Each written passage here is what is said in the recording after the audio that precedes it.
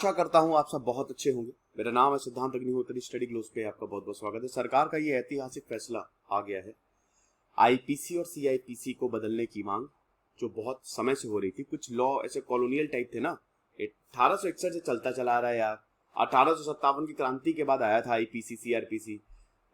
ये कोडिफाई किया हुआ था, लिख दिया था कानून को, ताकि उस समय जो क्रांतिकारी होते थे उनको सजा दी जाए और विद्रोह ना हो।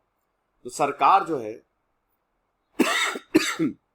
उसने पैनल फॉर्म किया है ताकि आईपीसी और सीआरपीसी को अमेंड किया जा सके। लेकिन दोस्तों एक ऐतिहासिक फैसला हम भी किए हैं। देखिए 5 अप्रैल से कोर्स में बहुत ज्यादा वृद्धि होने वाली है। सारे कोर्सेज में, सारे के सारे कोर्सेज में बहुत ज्यादा वृद्धि होने वाली है। हमारा यूपीएससी कोर्स 50,000 तक जा सकता है, क्योंकि दोस्तों हमने जो क्वालिटी दी है, मैं लिख के दे रहा हूं, यही कोर्सेज आपको 1.5-2 लाख के मिलेंगे। अभी ये सिर्फ और सिर्फ 15,000 का है। हमारे फाइनेंशियल ईयर एंड हो रहा है 31 मार्च तक, मतलब कल फाइनेंशियल ईयर एंड हो जाएगा। 1 साल हो गए दोस्तों। 14 से 15,000 में ही आपको कोर्स मिलेगा, और 1 साल का तो 12,000 का कोर्स है। अभी इसी वक्त अवेल कर लो। सेल 4 अप्रैल तक चलेगी। अगर आपको एनसीईआरटी लेना है, अगर आपको टारगेट यूपीएससी प्रीलिम्स लेना हो, तो बहुत ही बढ़िया है। देखिए यूपीएससी में सबको सारी क्लासेस मिल रही है, लाइव हो रहा है ना। आपको हफ्ते में 12 घंटे लाइव क्लास मिलेगी, आपको पता है। इतनी प्रैक्टिस करवा रहे हैं। टेस्ट सीरीज आप देखिए, आपको लगेगा कि भाई क्या जबरदस्त एसडीएम सर, मतलब ऋषि सर ने उसको बनाई है, जिन्होंने राजस्थान पीसीएस ने टॉप किया था। यूपीएससी 5 बार उन्होंने निकाला है। तो अभी इसी वक्त कोर्सेज को अवेल करें। अभी आपको बहुत ही गजब का डिस्काउंट पे मिल जाएगा। 4 अप्रैल तक ये सेल चलेगी। इस नंबर पे आप कॉल कर सकते हैं, ठीक है।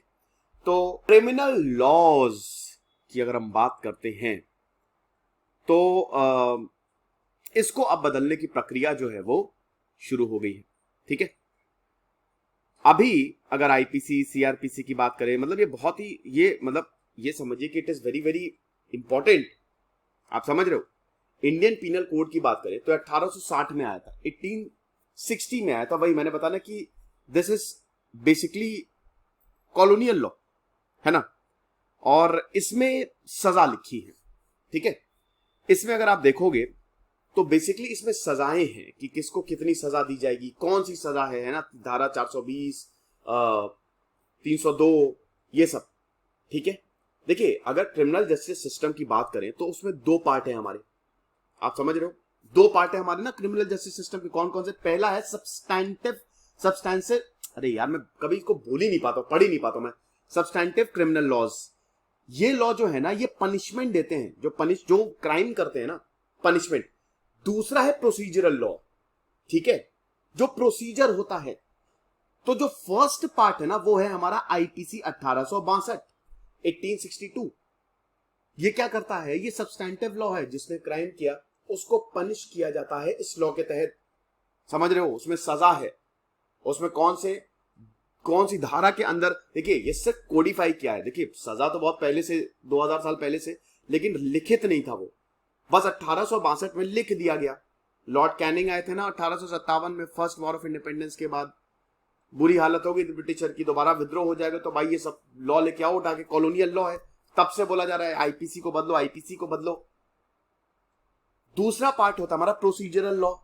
प्रोसीजरल लॉ में क्या आता है? प्रोसीजरल लॉ में बेटा कि प्रोसेस क्या होगा। अगर जैसे मान लो किसी को सजा मिल गई आईपीसी के तहत, उसके बाद पूरा प्रोसेस होता है ना, कि उसकी इन्वेस्टिगेशन चलती है ना, ह्यूमन राइट्स का वायलेशन नहीं होना चाहिए, सारी चीजें प्रोसीजर होता है, ताकि जो ऑफेंडर्स है, भाई देखो इन्वेस्टिगेशन तो बहुत लोगों पे, 100 लोगों को पकड़ा, चार्जशीट फाइल हुई, कॉन्विक्शन कितने पे होता है, कितने लोग दोषी करार दिए जाते हैं, उसका प्रोसीजर होता है, वो प्रोसीजरल लॉ होता है। वो आता है सीआरपीसी, क्रिमिनल प्रोसीजर कोड, 1974 में आया था ये। और तीसरा है हमारा इंडियन एविडेंस एक्ट 1872। ये भी आपका अगर आप देखोगे तो कॉलोनियल है। आपको एक चीज बता दूं कि हमारा जो मेमोरी मैजिक का कोर्स है, उसमें हम टेक्निक बता रहे हैं। अभी तो वो 200 रुपए का कोर्स है खाली, तो टेक्निक बता रहे हैं। अभी हम आईपीसी का भी वही कोर्स लेके आने वाले हैं, आपको पता है। अब आपको आईपीसी भी याद हो जाएगी, वो टेक्निक बताएंगे, आपको याद हो जाएगा कि कभी भूलोगे नहीं कानून, बहुत जल्द आएगा, ठीक है। आप चाहें तो उसको भी अवेल कर सकते हैं। तो इंडियन पीनल कोड की बात करें तो ये भारत का पहला प्राइमरी क्रिमिनल कोड था, 1850 के बाद आया था। अब बहुत मल्टीपल कैटेगरीज है भाई, मर्डर, किडनैपिंग, होमिसाइड, डेकॉइटी, ये सब बहुत सारे। सीआरपीसी की बात करें तो ये प्रोसीजर, डिटेल प्रोसीजर है 1974 का। पार्लियामेंट इसको लेके 24 जनवरी 1974 में आया था। ये चीज है।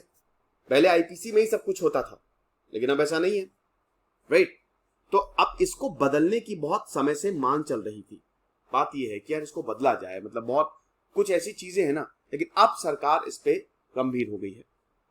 अब जितने भी स्टेक होल्डर्स है उनसे कंसल्ट करेगी Rajya Sabha. It was informed union ministry for home, Ajay Kumar Mishra ने यह बताया, union ministry of state for home affairs, वैसे तो होम मिनिस्टर हमारे अमित शाह हैं, तो अजय कुमार मिश्रा ने बताया कि भाई देखो मिनिस्ट्री ऑफ होम अफेयर्स जो है वो governors, chief ministers, lieutenant governors, administrators of union territory, chief justice of India, chief justice of high court, bar council, सबसे जो भी भाई लीगल में सबसे यहाँ पे, क्योंकि देखिए ये लॉ एंड ऑर्डर है ना।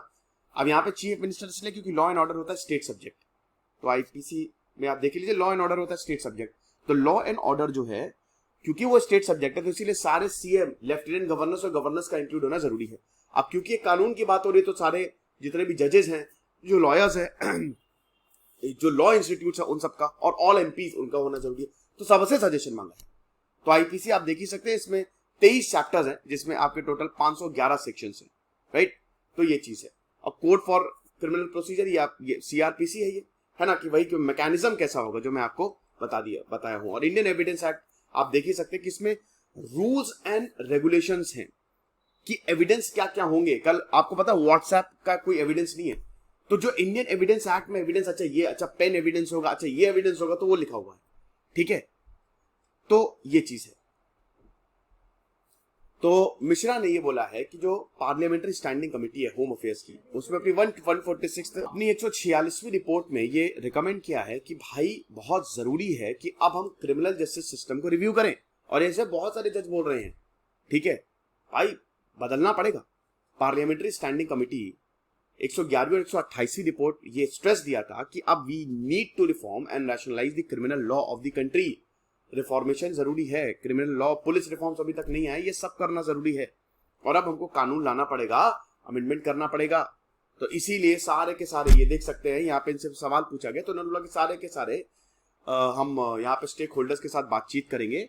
और बड़ी बात यह ना कि अभी भी 2.5 करोड़ के ऊपर केसेस पड़े हुए हैं, 10-10, 20-20 साल से ऊपर हो गए हैं, वो केसेस चल ही रहे हैं, अभी तक उनका कुछ भी नहीं हुआ है, ठीक है। मर गए हैं लोग, लेकिन उसके बावजूद उनका मुकदमा चल रहा है।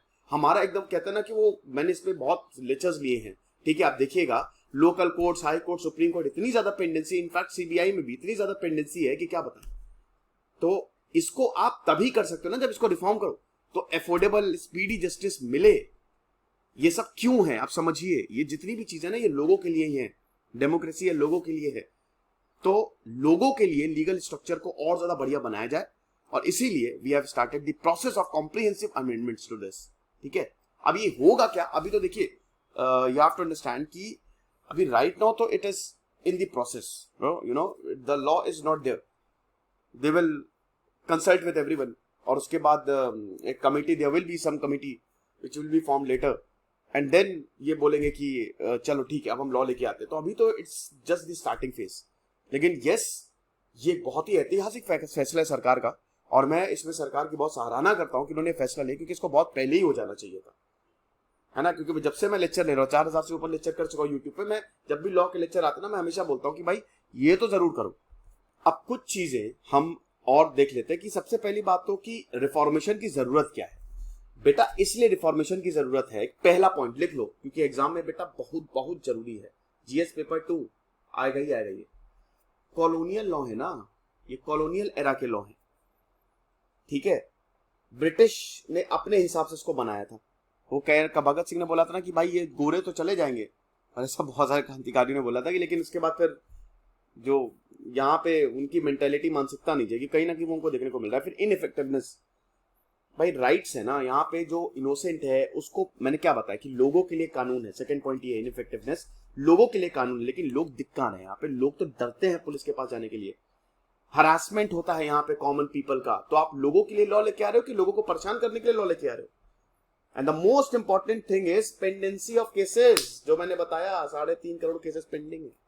Justice delayed is justice denied, बहुत बड़ी कोर्ट है ये, है ना। ह्यूज अंडर ट्रायल्स, यहाँ पे अंडर ट्रायल्स बेचारे को पकड़ के डाल दिया है, मेरे ऊपर इल्जाम लगा, मुझे पकड़ के जेल में डाल दिया, और मैं अपने केस का 2-2 साल तक वेट कर रहा हूं, बल्कि मैं बेगुनाह हूं।